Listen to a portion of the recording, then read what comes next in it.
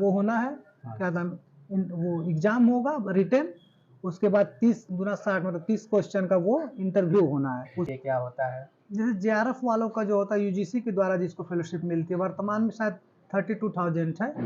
और ये तो मैं अभिषेक कुमार आप सभी का अपने सोशल मीडिया जोन में आपका हार्दिक स्वागत करते हैं। और आज हमारे साथ हैं शोध छात्र अंकित कुमार गौतम जी, जो गोरखपुर विश्वविद्यालय से संस्कृत विभाग में जो है शोध करते हैं। और इनका जो है आईसीपीआर जेआरएफ में चयन हुआ है। और आइए इनसे कुछ बात करते हैं। अपना परिचय दीजिए। मैं अंकित कुमार गौतम जी। मैं मूलतः चंदौली का निवासी हूँ, जिला चंदौली, मंडल बनारस लगता हम लोग का। और मैं वहाँ पे हाई स्कूल और इंटर अपने गांव से ही मैं पास करके स्नातक के लिए मैं इलाहाबाद विश्वविद्यालय इलाहाबाद में गया और वहाँ से स्नातक की पढ़ाई पूरी की। और मैं फिर वहाँ से पीजी करने के लिए गोरखपुर विश्वविद्यालय में आया। आप जो है चंदौली से निकलकर गोरखपुर विश्वविद्यालय तक आए, और इसका प्रेरणा आपको कहाँ से मिली? जैसे ज़्यादातर देखा जाता है कि गांव के लोग जो है हाई स्कूल इंटर बीए करने के बाद ज़्यादातर उनका ये मोटो रहता है कि पैसा कमाएं। और आपको ये सब करने के बाद यहाँ पीएचडी के लिए कहाँ से प्रेरणा मिली? मैं जब पढ़ाई कर रहा था, इंटर में ही था जब, मेरे चाचा जो हैं इस समय वर्तमान में एसोसिएट प्रोफेसर महात्मा गांधी काशी विद्यापीठ इतिहास विभाग में है। तो जब वो रिसर्च कर रहे थे, इलाहाबाद विश्वविद्यालय से उन्होंने पीजी किया था, यूजी किया था और जेआरएफ नेट वो सब क्वालिफाई करके वहाँ पर रिसर्च कर रहे। तो मैं छोटा था तो उनको देखा था, तभी से मैं मोटिवेट हुआ था कि मुझे भी ये क्या होता है, पीएचडी क्या होती है, उस स्तर तक मुझे भी जाना है। तो मैं जब इंटर में आया, चीज़ें हुई, मैं वहाँ तक पहुँचा और फिर उनसे मोटिवेट हुआ। मेरे भैया बड़े पिताजी के लड़के हैं, उनको भी देखा, वो भी बीएचयू से बनारस हिंदू विश्वविद्यालय से उन्होंने भी पीएचडी इकोनॉमिक्स में किया उन्होंने। तो उनको देख के, बाकी घर में शैक्षिक वातावरण हमारे शुरू से ही रहा है। मतलब मेरी जो दादी थी वो उस समय समझ लीजिए आप कि क्या नाम है, 1960-60 के दशक में वो क्या नाम है प्राइमरी की हेडमास्टर थी जी। तब वहीं से मैंने यहाँ पे सीख के मतलब यहाँ तक मैं मोटिवेट हुआ था घर परिवार से। यानी कि आपको प्रेरणा जो है आपके घर से मिला, और जी आप अपने अकेले ही नहीं हैं जो इस मुकाम तक पहुँचे हैं। आपके घर में आपके चाचा जी हैं जो एसोसिएट प्रोफेसर हैं। तो आप जो है ये आईसीपीआर जो है जेआरएफ फेलोशिप का, ये आपको कैसे पता चला कि ये फॉर्म भरना है? इसकी जानकारी आपको कहाँ से मिली? देखिए, वो शोध करते समय जो भी विद्यार्थी शोध करते हैं या जो भी, तो जेआरएफ अगर जो नॉन जेआरएफ मतलब जिसको फेलोशिप अवार्ड नहीं है यूजीसी के द्वारा, तो बहुत सारी प्राइवेट संस्थाएं, बहुत सारी सरकारी संस्थाएं, बहुत सारे वो क्या कहते हैं, वो लोग मतलब मिल के फेलोशिप प्रदान करते हैं बच्चों को कि ताकि पठन पाठन में कोई बाधा उत्पन्न ना हो।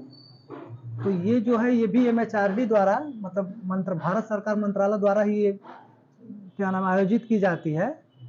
और ये Indian council of philosophical research, भारतीय दार्शनिक अनुसंधान परिषद जिस संस्था का नाम है, फुल फॉर्म है उसका, वहाँ से ये फॉर्म आया था लगभग जनवरी लास्ट मंथ में आया था। तब हम लोगों ने इस फॉर्म को अप्लाई किया था। इसके लिए एलिजिबिलिटी हमारी थी, तो उसमें जेआरएफ के लिए और पीडीएफ के लिए।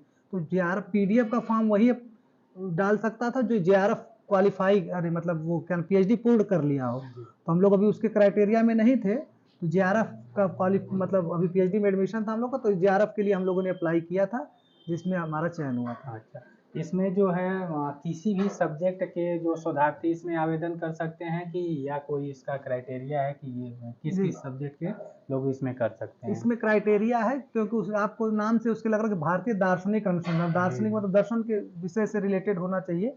तो जिसमें बस सिर्फ दर्शन शास्त्र विभाग आता था पहले, बाद में इधर बीच आके 2 सालों से वो जो है संस्कृत को मेंशन कर दिया उसमें। संस्कृत में भी जैसे सबको अवार्ड नहीं करता है वो जो दर्शन से फिलॉसफी से मतलब रिलेटेड उनका विषय होता है, शोध का विषय होता है, उनको वो अप्रूव करता है। अच्छा, तो आपका इसमें कौन सा शोध का टॉपिक था जिसमें आपका इसमें चयन हुआ है? जी, तो मेरा टॉपिक था महात्मा बुद्ध एवं नाथ पंथ की योग साधना पद्धतियों का तुलनात्मक अध्ययन।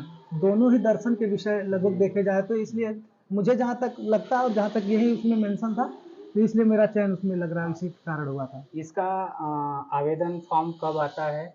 जनवरी लास्ट वीक में आने को तो वो दिसंबर तक आ जाना चाहिए था, लेकिन इस बार कुछ लेट लतीफ हुआ था तो 1 आध महीने बाद आया था।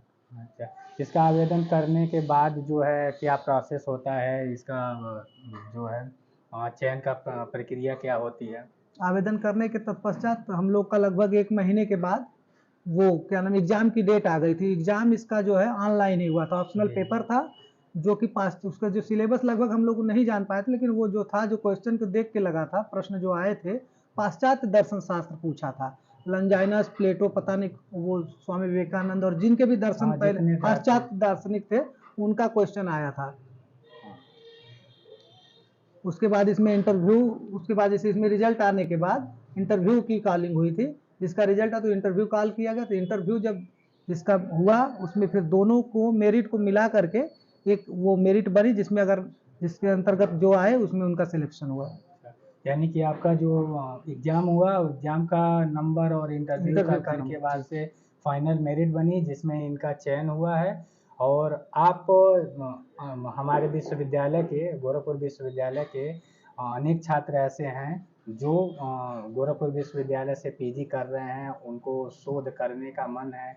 तो आप हमारे कुछ दर्शकों को ये बताइए कि उनको, यदि जो बच्चे एमए प्रीवियस में हैं और वो शोध करने के लिए हैं, तो कौन कौन से फॉर्म भर सकते हैं, और इस समय क्या कोई विश्वविद्यालय में फॉर्म आया है भरने के लिए? वर्तमान में जो है नेट का फॉर्म अभी, आज तो शायद लास्ट डेट है जिसपे पीएचडी में एडमिशन होना है, सबका होता है।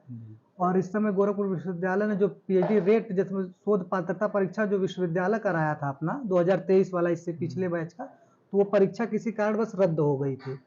तो उसमें अभी वो उसका फॉर्म आने वाला 102 दिन में वो फॉर्म भरा जाएगा। तो जितने भी प्रीवियस ईयर के बच्चे, जैसे इसका 3rd सेमेस्टर में जो आ गए हैं, वो चाहे या जो पास आउट हैं, चाहे जो इच्छा रखते हैं कि मैं भी पीएचडी करना चाहता हूँ, मैं भी शोध करना चाहता हूँ, मैं भी आगे बढ़ना चाहता हूँ, मैं भी डॉक्टरेट करना चाहता हूँ, तो वो इस चीज़ अपनी तैयारी मेहनत के साथ वो उसमें भी इंटर जैसे 70 क्वेश्चन का वो होना है, क्या नाम, वो एग्जाम होगा रिटेन।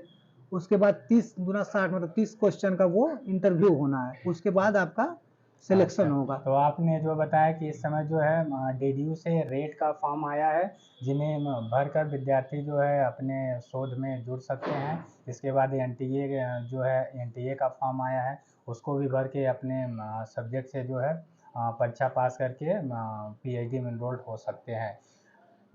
और इसमें जो आप आईसीआर फेलोशिप में आपका चयन हुआ है, तो सरकार के द्वारा इसका क्या दिया जाता है, मंथली पे क्या होता है? जैसे जेआरएफ वालों का जो होता है यूजीसी के द्वारा जिसको फेलोशिप मिलती है, वर्तमान में शायद 32,000 है। और ये जो है एक मानक उससे लगभग आधा 17,600 रुपये पर मंथ फेलोशिप है। और वो कंटीजेंसी 6 महीने का जोड़ के वो 10,000, वो मतलब जितना भी होगा तो उसके हिसाब से वो 2,000 मान लीजिए, लगभग 2,000 कंटीजेंसी पर मंथ, अच्छा, और लगभग इसका 20,000 मोटी इसका मोटा। देने का कब तक इसका ड्यूरेशन होता ड्यूरेशन है? जब से रिजल्ट आया है, जैसे हमारा रिजल्ट मार्च में आया था, जी। तो मार्च से लगभग मान लेंगे तो 2 साल तक वैलिड रहेगा, 24 मंथ। जी। चलिए, बहुत बहुत धन्यवाद जो आपने हमारे दर्शकों को आईसीपीआर के बारे में जानकारी दी। और ये आशा करते हैं कि ये आपकी जानकारी हमारे दर्शकों के लिए, जो भी इस क्षेत्र में जाना चाहते हैं, उनके लिए बहुत ही अच्छा रहेगा।